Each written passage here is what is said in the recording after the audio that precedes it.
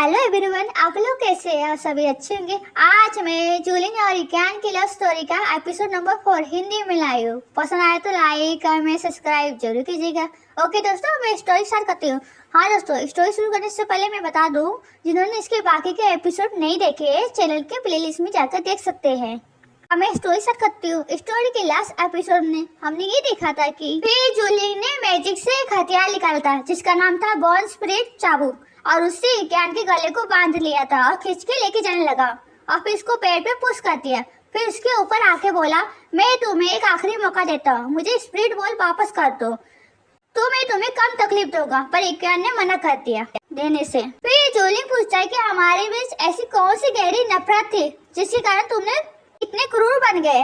फिर वो बोलता है हमारी प्यारी याद है। ये सुनने के बाद इक्यान बोलता है मैं। फिर जूलिंग बोलता है मैं तुम्हें ऐसा स्वाद चखाऊंगा, किसी ऐसे व्यक्ति की कैद में रहते हो जिस व्यक्ति से तुम प्यार नहीं करते तो कैसा लगता है। आपने 10,000 साल में जो कुछ भी मेरे पर लगाया था मैं एक एक करके तुम्हें वापस कर दूंगा। ओके दोस्तों, आज का एपिसोड शुरू करती हूँ।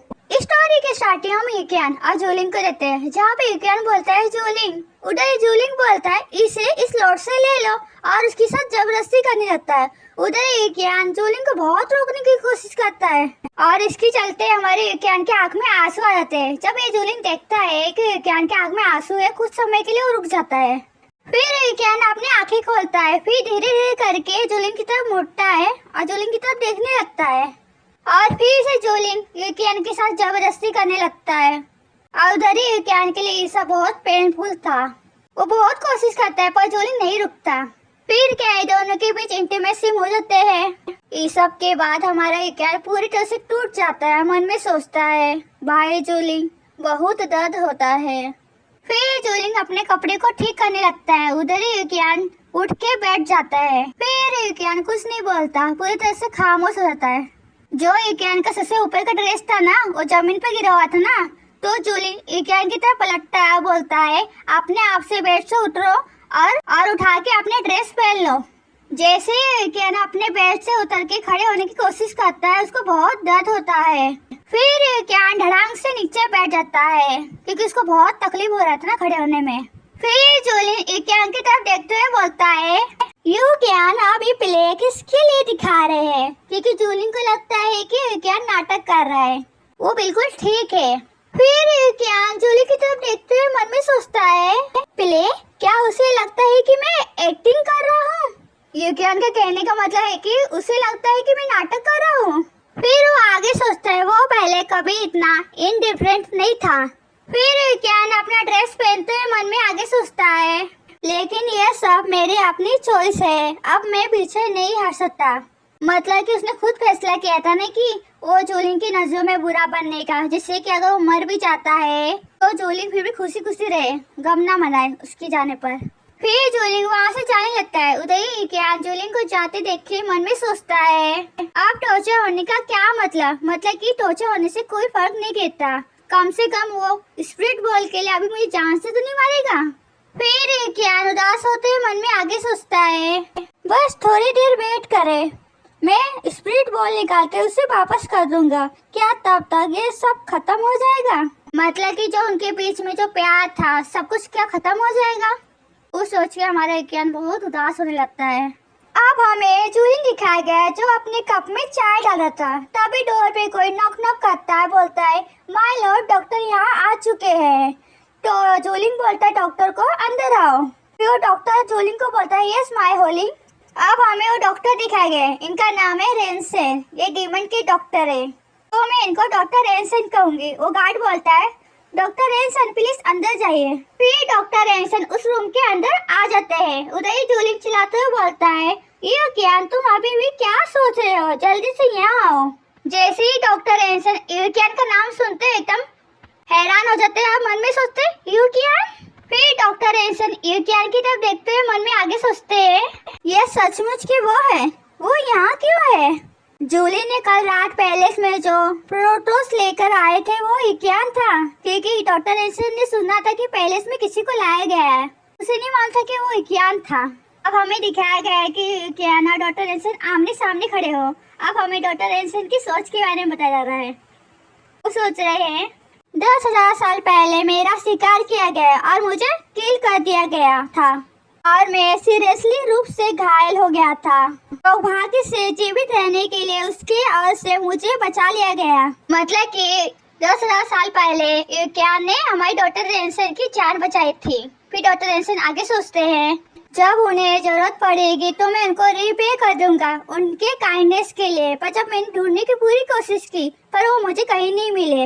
हाँ दोस्तों, जो हमारे डॉक्टर रेंसन है ना, वो भी हमारी कहानी का एक मेन कैरेक्टर है जो बहुत लंबे समय तक दिखने वाले। उन्हें डॉक्टर रेंसन को युकियान की चिंता हो रही। वो सोचते हैं अचानक से वो इधर। फिर जूलिंग अपना चाय पीते हुए डॉक्टर रेंसन से कहते हैं उसके घाव को ठीक करो। ये सुनने के बाद हमारा युकियान थोड़ा हैरान होता है क्योंकि उसको उम्मीद नहीं थी कि इतना कुछ होने के बाद भी जूलिंग की फिक्र कर रहा है। वो सोचता है उसने डॉक्टर को बुलाया जिससे कि वो मुझे ठीक कर सके। फिर डॉक्टर रेंसन युकियान के पास आते हुए बोलते हैं प्लीज मेरे लिए अपना हाथ आगे बढ़ाओ जिससे कि उसका इलाज कर सके। फिर युकियान धीरे धीरे अपना हाथ आगे बढ़ाते हुए बोलता है ओके। अब हमें युकियान के हाथों को घाव दिखाया गया है जो बिल्कुल ठीक नहीं लग रहे। उन्हें डॉक्टर रेंसन सोचते हैं घाव को देखकर ये चोट जरूर जूलिंग की वजह से लगा होगा।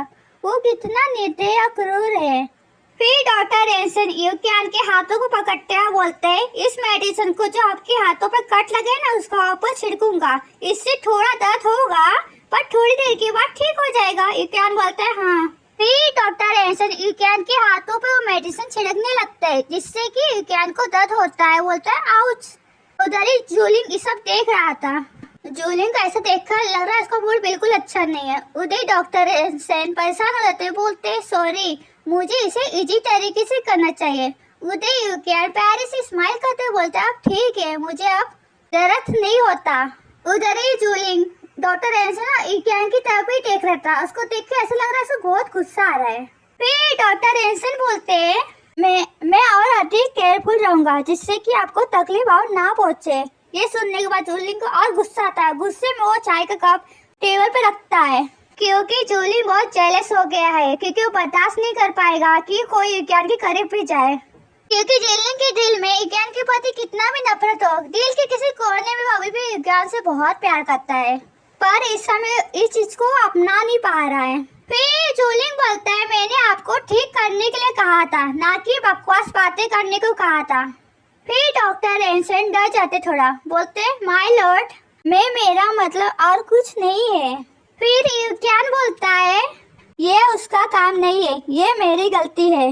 जब जूलिंग देखता है कि युकियान डॉक्टर रेंसन को सपोर्ट कर रहा है ये देख के उसको और गुस्सा आता है। फिर वो उधर से खड़ा होता है। फिर बोलता है हाँ आपके पास तो सेल्फ नॉलेज है। फिर जूलिंग धीरे धीरे करके युकियान की तरफ बढ़ने लगता है। उधर युकियान थोड़ा डर चुका था। फिर जूलिंग बोलता है जब तुमने मेरा पहली बार सामना किया था तो तुम चुपचाप बहुत सह लिए थे। जब उन्होंने आपका इलाज किया तो आप दर्द से क्यों चिल्लाने लगे। फिर जूलिंग युकियान का मुंह पकड़ता है गुस्से में चिल्लाते हुए बोलता है क्या आप अभी भी इस समय मासूम और दयालु की तरह दिखना चाहते हो जैसे आपने पहले मुझे बहकाया अब दूसरे को बहका रहे हो। उसके कहने का मतलब है कि तुमने मुझे अपना अच्छाई दिखा के मासूमियत दिखा के जैसे मुझे फंसाया था अब तुम दूसरे को फंसा रहे हो। और उधर ही डॉक्टर रेंसन को युकियान की चिंता होने लगी है। हाँ दोस्तों, डॉक्टर रेंसन की एंट्री हो चुकी है तो इस कहानी में कुछ न कुछ ट्विस्ट देखने को जरूर मिलेंगे और कोई ट्विस्ट क्या होंगे वो तो कहानी में पता चलेगा। ओके दोस्तों, आज का एपिसोड यही फिनिश करते हैं। पसंद आया तो लाइक कमेंट सब्सक्राइब जरूर कीजिएगा। मिलते हैं नेक्स्ट एपिसोड में। Thank you so much. Tata bye bye, see you.